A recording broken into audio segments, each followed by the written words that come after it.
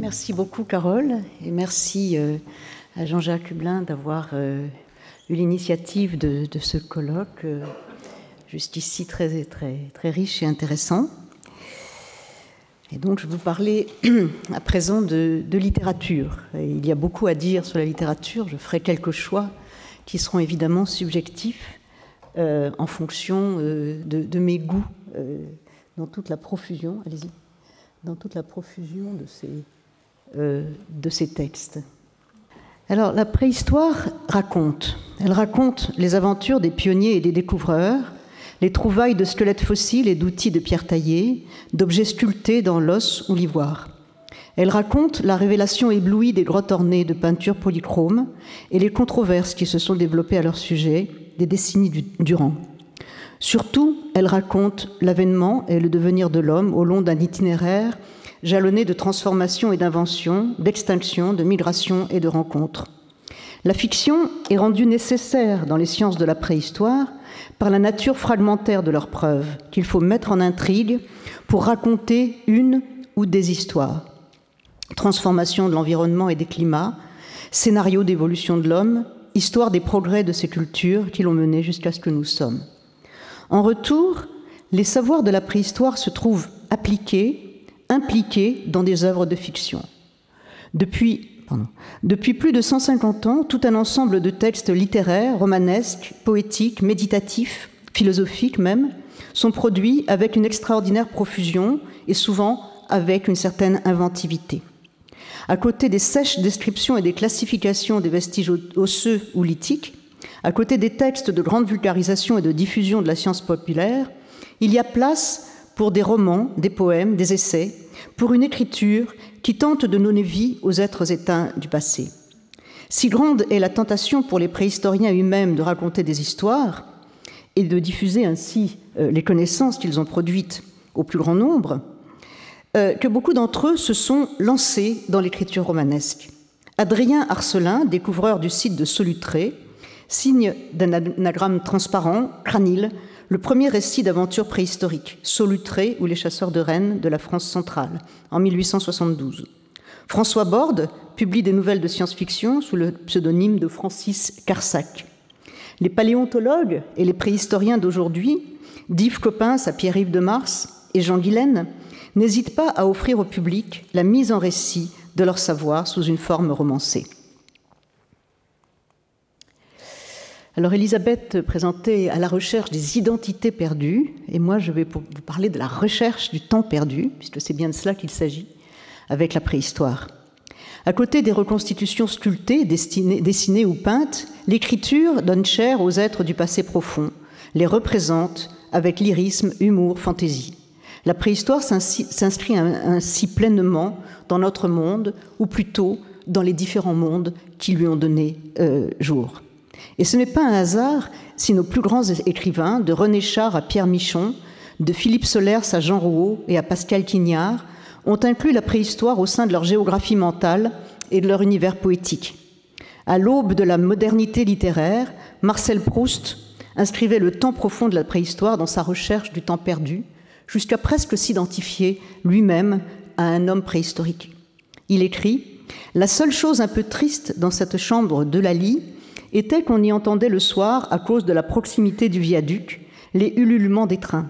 Mais comme je savais que ces beuglements émanaient de machines réglées, ils ne m'épouvantaient pas, comme aurait pu le faire, à une époque de la préhistoire, les cris poussés par un mammouth voisin dans sa promenade libre et désordonnée », lit-on dans les dernières pages du Temps retrouvé. Pascal Quignard, admirant les fresques néolithiques du Stacili, répond en écho à Proust « C'est un temps perdu qui fait signe à un temps perdu. Notre monde aussi est devenu une forêt de pierres. Nos grands oiseaux sont en acier et hurlent en passant au-dessus de nous. Nos quadrupèdes sont en tôle. Là-bas, dans les trous des roches brûlantes, depuis 13 ou 14 000 ans, dans le silence, veillent des girafes peintes sur des souvenirs d'eau.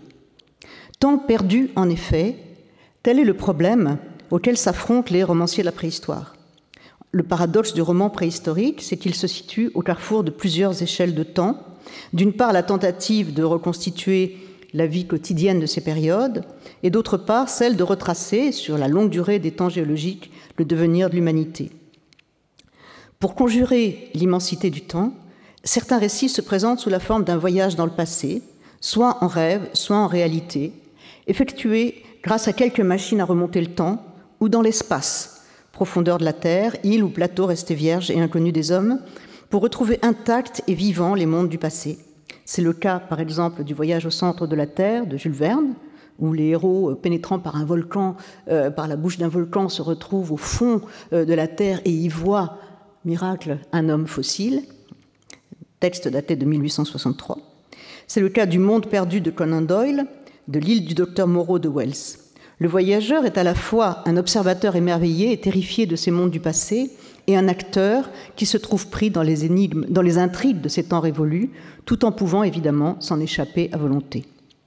L'écrivain américain Jack London résout à sa manière le problème dans un récit intitulé Avant Adam, publié en 1907, qui se veut explicitement un hommage à Darwin, Spencer et Huxley, s'inspirant des théories de Weissman sur la mémoire biologique retenue dans le plasma germinatif.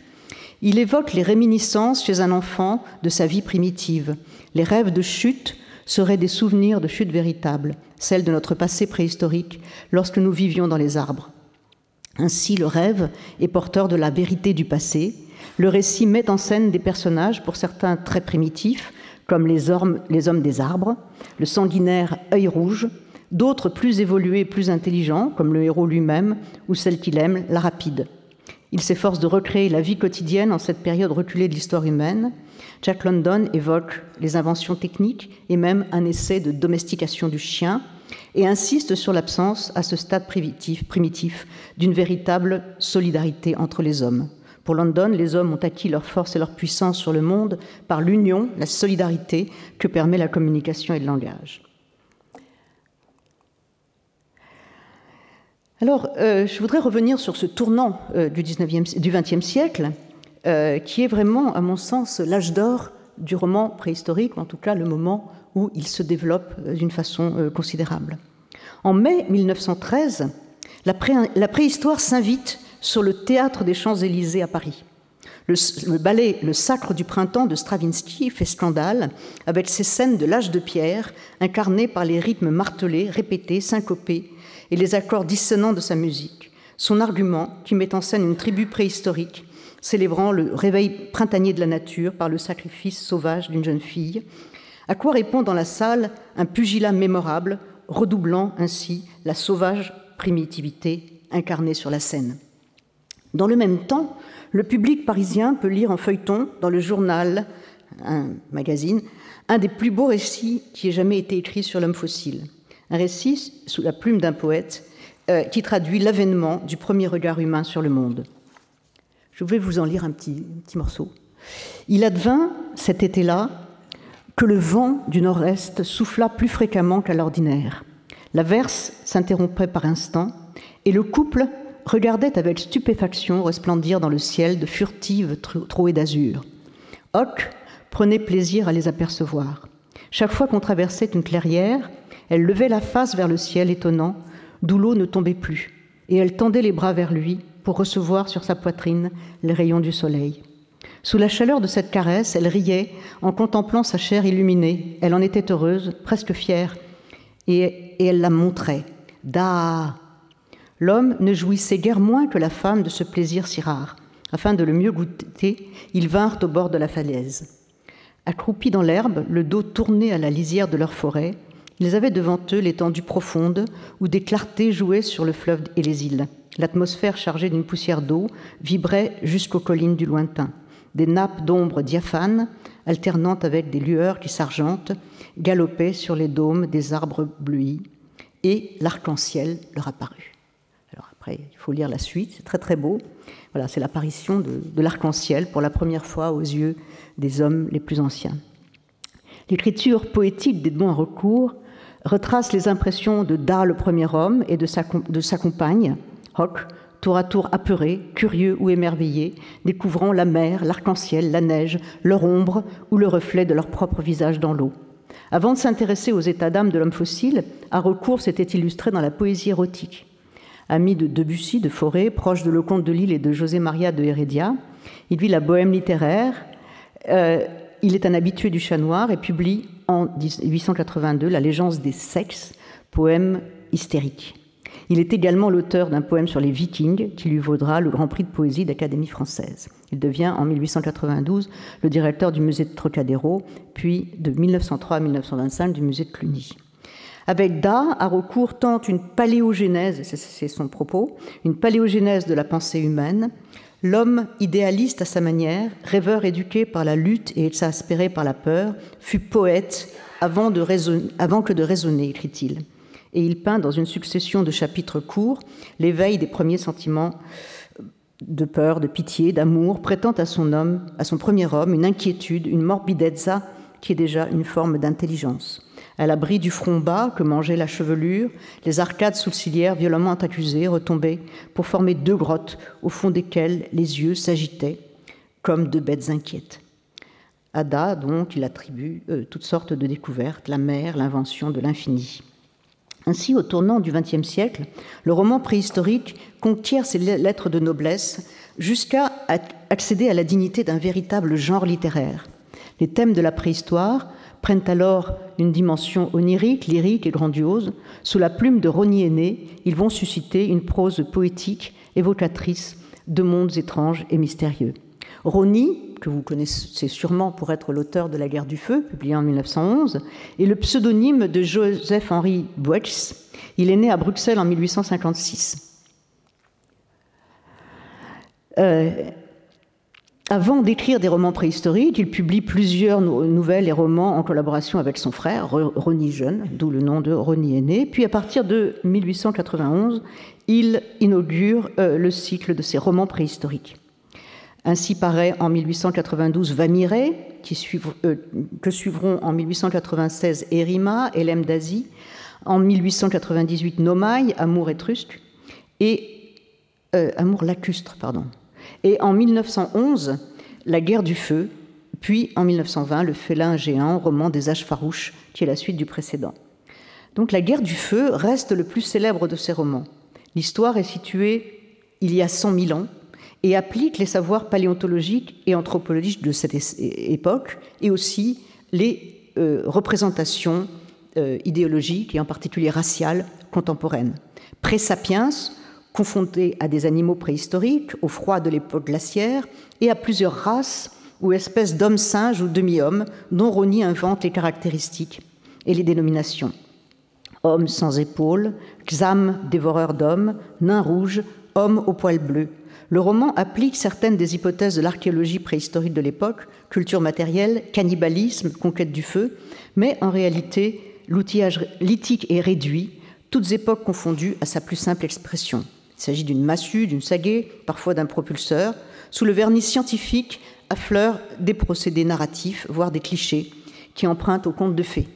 On y reconnaît la partition binaire, manichéenne des personnages, le bon, le beau, le fort, et de l'autre côté, le méchant, le cruel et bestial, et le rythme ternaire des épisodes propre au schéma narratif du conte. Il s'agit ici, comme dans les contes, de rapporter le feu pour conquérir la belle et devenir le chef. Au retour, le héros rapporte triomphalement non seulement le feu, mais les mains des trois méchants, les frères Agou. Le roman tient ainsi du mythe. La Guerre du Feu reprend le mythe de Prométhée, et le rapt d'Hélène, raconté dans Vamiré, semble emprunté à l'Iliade. Dans ses romans, Rosny convoque un vocabulaire aux sonorités précieuses et barbares, une prose lyrique émaillée de noms latins et de la nomenclature scientifique qui laisse un souvenir ineffaçable. Sans doute, beaucoup de nos idées reçues sur la préhistoire, celles qui circulent de nos jours dans la littérature et les films de vulgarisation, les bandes dessinées, les manuels d'enseignement et les textes scientifiques eux-mêmes, viennent-elles plus ou moins directement de ces romans préhistoriques nés au tournant du XXe siècle. Un certain romantisme, une poétie épique de ces temps originels, de ces âges farouches, comme nous ont appris à dire les romanciers et les auteurs de BD, ont été façonnés par ces fictions romanesques qui s'enracinent elles-mêmes dans un fond mythique et légendaire très ancien, mais aussi dans un contexte sociopolitique et scientifique particulier. Alors, et vous voyez qu'il y a ici convergence comme dans ce célèbre tableau, hein, la fuite de Caïn, de Cormon, il y a convergence dans les romans préhistoriques des mythes mythes bibliques en particulier, ou mythes antiques, de la préhistoire et de l'imaginaire littéraire. Vous savez que ce tableau, La fuite de Caïn, donc, est à la fois une évocation de la Bible, une évocation de la préhistoire et aussi une évocation de Victor Hugo à travers son fameux poème sur l'œil était dans la tombe et regardez Caïn. Donc on a la même chose en littérature en fait, et c'est la même époque. Alors je vais vous parler maintenant un peu des hommes de Néandertal. Les hommes de Néandertal, dont il a été un peu question déjà, puisque je vous ai parlé de ces fameux frères Agou dans le roman de Rosny, ce sont des Néandertaliens, il semble. Donc les hommes de Néandertal et leur tragique destin habitent depuis 150 ans les fictions préhistoriques. Quoi de plus romanesque en effet que la rencontre à l'aube du Paléolithique supérieur entre sapiens et Néandertaliens? Quoi de plus mystérieux que la rapide extinction d'humains qui avaient pourtant survécu des centaines de milliers d'années, parfois à des conditions climatiques extrêmes? Quoi de plus fascinant pour l'imagination que ce moment crucial, fondateur de notre histoire? La plupart de ces romans incluent un portrait obligé du Néandertalien et, en fonction des savoirs et des représentations d'une époque, tentent avec plus ou moins de succès de reconstituer son langage, exploitent les fantasmes d'une hybridation possible ou le thème non moins sensationnel d'une persistance des Néandertaliens jusqu'à nos jours. Si beaucoup naviguent sur la vague des lieux communs et des images convenues, quelques-uns réussissent à se dégager des poncifs et à proposer une interprétation, voire une écriture originale. Alors ici, c'est une représentation très propre à cette aube du XXe siècle, qui est due à Herbert George Wells, qui écrit « Le souvenir lointain de ces monstres à l'allure de gorilles, au cerveau rusé, à la démarche traînante, au corps poilu, aux dents fortes et sans doute aux tendances cannibales, pourrait être à la source de la figure populaire de l'ogre des contes. »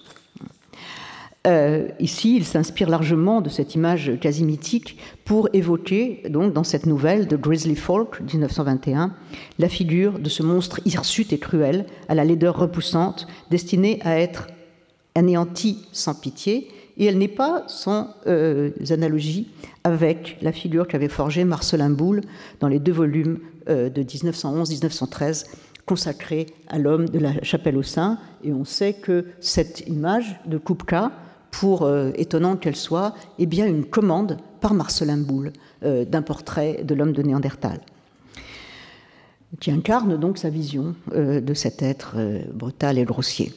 Depuis le milieu du XXe siècle, tandis que les paléontologues s'efforcent de réviser les conceptions attachées, ou les clichés même attachés à l'homme de Néandertal, certains romanciers en offrent un portrait plus nuancé.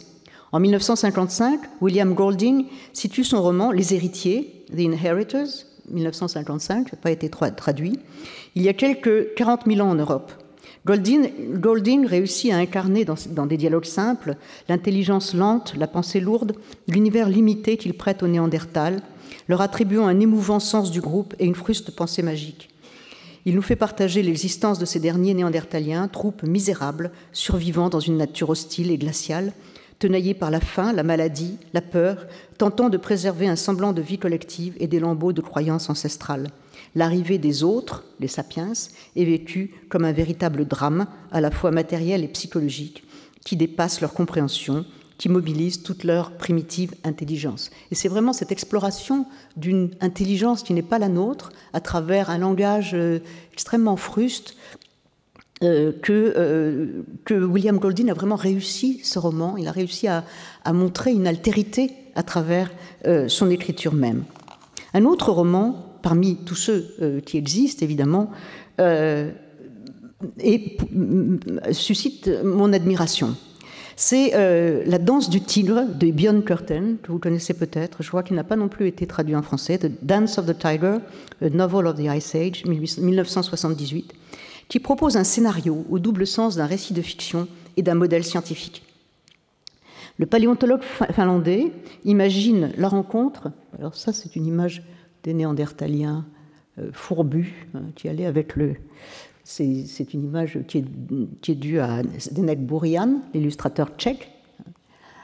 Alors la rencontre, donc, sur une île scandinave, durant un bref épisode de réchauffement entre moins 30 000 et moins 20 000, de néandertaliens, vieux habitants de ces contrées nordiques, avec les sapiens venus des régions tropicales. À l'opposé de la représentation habituelle, qui allie primitivité et peau sombre, Curtin imagine des néandertaliens à la peau blanche. 20 000 générations, dans les terres couvertes de neige, aux hivers longs et aux étés courts, avaient déteint leur peau et leurs cheveux jusqu'à les rendre blond clair. L'égalité des hommes et des femmes se reflétait dans leur ressemblance de stature et de forme. Organisés en un régime matriarcal, ces néandertaliens sont d'une politesse raffinée et d'une extrême déférence envers leurs prochains. Quant aux sapiens, à la peau noire et à la chevelure couleur de jet, les marques de leur domination étaient leur fière stature, leur menton proéminent, leur crinière de cheveux qui flottaient derrière eux, leurs cous délicats, leurs épaules larges et leurs hanches minces. L'aspect néoténique des sapiens, c'est-à-dire la rétention chez l'adulte sapiens de caractères infantiles, partagés par les enfants néandertaliens, serait une adaptation, selon Bjørn Curtin, destinée à désarmer l'adversaire pour l'anéantir. Je cite, « Pour les Blancs, les Noirs étaient comme des dieux. Ils étaient grands et éloquents. Leur langue était aussi variée et souple que le babil des oiseaux. Mais il y avait quelque chose de plus. Les Blancs ne pouvaient pas voir le front lisse et bombé des Noirs sans ressentir une mystérieuse tendresse, pareille à celle que la vue de l'enfant fait naître au cœur de ses parents. De cette mystérieuse attirance naissent des liens amoureux. C'est ici que le roman noue inextricablement l'intrigue sentimentale avec le modèle biologique. Car la multiplication des unions entre les deux espèces, et donc d'hybrides, surtout enfants de femmes néandertaliennes qui recherchent ces unions avec des hommes sapiens, dont la descendance est stérile, aboutit à terme à la disparition des néandertaliens. Selon le modèle démographique proposé par Curtin, ce n'est donc pas la guerre avec les sapiens, mais l'amour qui a scellé leur destin et conduit à l'extinction de leur espèce. Le roman exploite le caractère émouvant, romanesque, dramatique des situations vécues, sous-tendu par l'enchaînement implacable du déterminisme biologique. Il propose un modèle cohérent pour élucider à travers la trame romanesque à la fois la différence biologique entre sapiens et néandertaliens, la nature de leur cohabitation et la question de l'extinction de ces derniers. Le modèle ici proposé ne se prétend pas définitif, mais le récit de Bjørn Curtin donne un exemple remarquable de la manière dont la fiction et l'écriture romanesque peuvent rejoindre l'imagination scientifique. Et on peut dire que certains éléments de ce scénario de 1978 se trouvent plus ou moins vérifiés aujourd'hui. L'idée de la peau blanche des Néandertaliens, qui n'était pas du tout admise à cette époque-là, l'idée d'une hybridation et de la stérilité des hybrides, etc., sont des choses qu'on pense aujourd'hui presque dans les mêmes termes. Et là, c'est donc ce renouvellement de l'image du néandertalien que nous devons à Elisabeth Deynes, avec des expressions beaucoup plus tendres et humaines que celles qu'on avait vues précédemment, et puis une vie sociale complexe et organisée. Voilà. Donc maintenant, dernière question, quelle place pour les femmes ? Longtemps, dans ces récits virils, pleins de fougue, de lutte à mort ou de combat contre les bêtes féroces, la femme n'a eu que le rôle d'un enjeu ou d'une proie. Et son apparition, dans beaucoup de ces textes, n'est le plus souvent prétexte qu'à un renouveau de la représentation de la famille bourgeoise ou encore à une iconographie érotique. Et là, on a donc cette représentation dans le fameux ouvrage de Figuier, publié en 1870, mais qui a eu de très nombreuses reproductions, avec la famille, l'homme regardant vers le lointain et la femme regardant vers le bas, les enfants qui l'entourent, etc. Et là, c'est une illustration d'un livre de Ronnie Henné, s'appelle Les Origines, et la légende dit quand un homme rencontrait une femme, la malheureuse était fécondée sur place. Donc, le même Ronnie écrit dans Nomaille, Amour lacustre. Il raconte une intrigue amoureuse onélotique. La première, dit-il, de tous les ans, l'origine du baiser. Il y a un long texte que je n'ai pas le temps de vous lire ici. Et cette précieuse publication est prétexte à des illustrations quelque peu lestes. D'autres récits, jusqu'au milieu du XXe siècle, mettent en scène de mièvres figures de femmes dans ces romans d'aventure colorés d'un soupçon d'érotisme. Alors bon, il y a toute une réflexion sur la place des femmes dans la préhistoire chez Simone de Beauvoir, qui n'est pas une réflexion très très favorable au statut des femmes. Hein. Pour elle, c'est un statut extrêmement misérable, soumis, non créatif, etc. Mais c'est avec l'essor des féminismes américains, dans la deuxième moitié du XXe siècle, que surgit une nouvelle vision dans le roman préhistorique. Après les années 1970, donc, Jane Howell, présente un récit de la vie paléolithique dont l'héroïne est une femme. Ayla, fille de la Terre, inaugure en 1980 une série à succès dont l'héroïne est une belle jeune femme, blonde, intelligente, autonome, qui vit des aventures amoureuses et autres dans des environnements qui furent les hauts lieux des cultures du Paléolithique supérieur, du Périgord à la grande plaine de Moravie et d'Ukraine. Jeune orpheline sapiens, trouvée et élevée par un groupe de néandertaliens, elle prend peu à peu conscience de sa différence physique et de ses aptitudes particulières, jusqu'à s'affranchir de ce groupe aux mœurs brutales où les femelles sont réduites en esclavage et dominées par les mâles. Si les néandertaliennes parviennent à disposer de quelques pouvoirs, seules les femmes sapiens, dans la vision de Jane Howell, sont réellement capables de s'émanciper. Et il y a dans cette dualité néandertal-sapiens, je n'ai pas le temps de vous lire non plus ce texte, mais il y a quelque chose comme une dualité presque raciale, hein, la femme blonde élancée, et puis la néandertalienne massive, chevelue, sombre, qui marche bien dans le roman, mais qui donne quand même à voir une certaine vision dans l'Amérique des années 1970 de la primitivité et du caractère plus évolué des sapiens tel qu'on l'imaginait à cette époque. Alors beaucoup d'autres fictions et beaucoup d'autres tentatives de mettre en scène les femmes de la préhistoire vont suivre.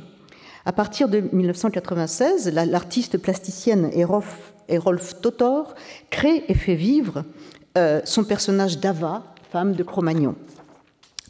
En 2014, elle décline la vie et les aventures d'Ava dans des ouvrages illustrés de silhouettes gravées en taille douce, dessinées, peintes ou tracées au pochoir.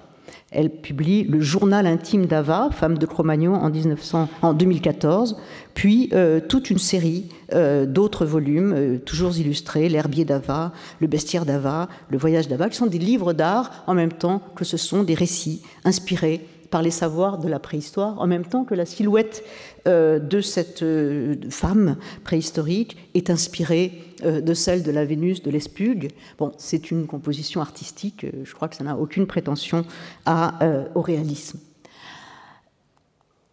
Alors, donc, on insiste ainsi depuis plusieurs décennies à la multiplication des héroïnes féminines, non seulement dans des œuvres destinées aux adultes, aux adolescents, mais aussi dans celles destinées aux enfants, ce qui est très important, parce qu'on donne dans ces ouvrages qui ont une valeur éducative souvent, on donne accès à une dimension qui s'est fait jour récemment dans la recherche et qui tente de donner aux femmes une place dans ces sociétés qui naguère semblaient seulement habitées par de vaillants et musculeux chasseurs. Alors, je terminerai cette évocation de la place des femmes dans l'imaginaire littéraire par l'évocation du poème d'André Chédid. André Chédid, c'est une poétesse de langue française d'origine syro-libanaise, née en 1920 et morte en 2011, qui est l'auteur en particulier d'un poème intitulé « Lucie, la femme verticale ». Cette œuvre, d'une grande force, est une célébration de Lucie, la mère ou la grand-mère de l'humanité. Cependant, Chédid termine son poème en disant son vœu d'abolir, d'effacer cette origine qui marque la naissance d'une humanité coupable de toutes les horreurs, de toutes les malfaisances et de toutes les destructions. Et la fin de son poème est un véritable cri désespéré. « Je tuerai Lucie. J'ai décidé de la faire disparaître, de la supprimer, de mettre un terme à cette aventure, d'enrayer une fois pour toutes cette histoire de ténèbres et de sang. Je projette d'abolir notre mise au monde, de rompre ce discours qui mènera là où on sait. Je vois deuil, je vois sombre, je vois massacre, carnage, souffrance sans fin.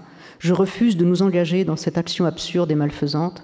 J'anéantirai Lucie, c'est tout vu, arrêté, je m'y engage. Le sol demeurera en friche, mais innocent. Livré aux seuls animaux, aux végétations luxuriantes, la terre, libérée de l'homme, continuera sur sa lancée à décrire des cercles autour du globe solaire jusqu'à l'extinction prévue. À cette inquiétude de la poétesse de la fin du XXe siècle sur le destin de l'humanité font écho plusieurs œuvres d'écrivains à partir du milieu du XXe siècle, et en particulier des œuvres de poètes tels que Saint John Perse, Maurice Blanchot, Georges Bataille, qui, éblouis devant les fresques pariétales de Lascaux, célèbrent les mondes de la préhistoire comme un univers de pureté, d'harmonie, de respect de la nature, face aux innombrables dégradations dont l'humanité s'est rendue coupable au cours de son histoire, et surtout de son histoire récente. C'est cet appel que lance en 1952 René Char lorsqu'il publie ses 5 poèmes de Lascaux, 5 poèmes sur Lascaux, intitulés « La paroi et la prairie ». Voici un extrait. « Transire, l'âge du renne, c'est-à-dire l'âge du souffle. Ô vitre, ô givre, nature conquise, dedans fleurie, dehors détruite. Insouciants, nous exaltons et contrecarrons justement la nature et les hommes. Cependant, terreur au-dessus de notre tête, le soleil entre dans le signe de ses ennemis. » Aux âges rayonnants de la préhistoire, Char oppose les destructions qui ont eu lieu depuis que la nature a été conquise et, plus encore, dans un passé récent. Les hommes du XXe siècle ont montré quel pouvoir ils possèdent désormais de détruire en grand leurs semblables et les lieux mêmes de leur existence. Cette inquiétude se prolonge aujourd'hui avec la prise de conscience de toutes les dégradations d'origine anthropique qui affectent notre environnement, comme si les poètes trouvaient dans la préhistoire l'envers d'une époque destructrice et comme s'ils invoquaient les préhistoriques pour nous éclairer de leur lointain sur les failles et les désastres de notre présent. Et ça, c'est le dernier poème de cette série, « La bête innommable ». La bête innommable ferme la marche du gracieux troupeau comme un cyclope bouffe. Ainsi m'apparaît, dans la frise de Lascaux, mère fantastiquement déguisée, la sagesse aux yeux pleins de larmes. Donc cette fameuse licorne de Lascaux, il la lit comme une figure de la sagesse aux yeux pleins de larmes qui pense déjà depuis longtemps les désastres de notre humanité. Voilà. Alors je conclus, cette préhistoire littéraire dont je vous ai donné quelques aperçus déploie toute la richesse des inventions, des formes et des styles pour évoquer par l'écriture le passé profond de l'humanité. Romans d'amour, d'aventure, romans policiers, textes tour à tour narratifs, poétiques, philosophiques, comiques, oniriques, tendres et graves, auxquels font écho aujourd'hui de nouveaux modes de création et de diffusion sous la forme numérique, filmée, sous la forme de BD ou de podcast. Alors j'ai parlé des inquiétudes de notre temps, j'aurais dû aussi parler de tout un versant comique, hilarant même parfois, de ces récits préhistoriques. Je vais juste vous en dire quelques mots. Vous savez qu'en 1960, Roy Lewis avait inauguré le roman préhistorique comique avec son fameux livre intitulé « What We Did to Father », que Vercors avait traduit brillamment en français, 30 ans plus tard, sous le titre « Pourquoi j'ai mangé mon père ». Délaissant les patronymes bibliques, les onomatopées et le lyrisme empoulé des origines, Lewis met en scène des héros aux prénoms distingués, Édouard, Ernest, Mathilde, leur oncle s'appelle évidemment Vania, et il fustige, en la ridiculisant, l'absurde volonté de progrès prêtée aux préhistoriques par les scientifiques du temps, et évidemment il vise Gordon Childe, What Happened in Prehistory. Plus près de nous, Kavanagh produit une sorte de catéchisme préhistorique qui raconte sur le mode burlesque la naissance d'une conscience vraiment humaine chez les préhistoriques. Tandis qu'Éric Chevillard offre le récit de leurs exploits en les afflublant des noms de leurs découvreurs mêmes. Jacques Boucher-Crèvecoeur de Perthes, l'abbé Henri Breuil et le professeur Leroy-Gourand incarnent tour à tour les stades évolutifs de l'humanité. Je cite: Boucher de Crèvecoeur de Perthes était de taille modeste, 1 mètre ou 1,50 m, guère plus, et malgré ses 40 kilos, il se déplaçait assez lourdement voûté, la tête dans les épaules basses, une petite tête en broussailles au-dessus de fortes mâchoires très saillantes. Il en résulte un conte désopilant qui met doublement à distance la mythologie de la préhistoire et celle de ses inventeurs, ridiculisant à la fois les récits héroïques de l'évolution humaine et notre fascination à l'égard des préhistoriens. Au renouvellement des sciences de la préhistoire répond ainsi la diversité de la richesse des œuvres qu'elle inspire. Comme les images qui incarnent les êtres du passé, ces récits se transforment avec la science, mais parfois s'émancipent d'elle. Ces textes parviennent à nous livrer parfois une vision plus riche, plus humaine de l'humanité et de ses origines.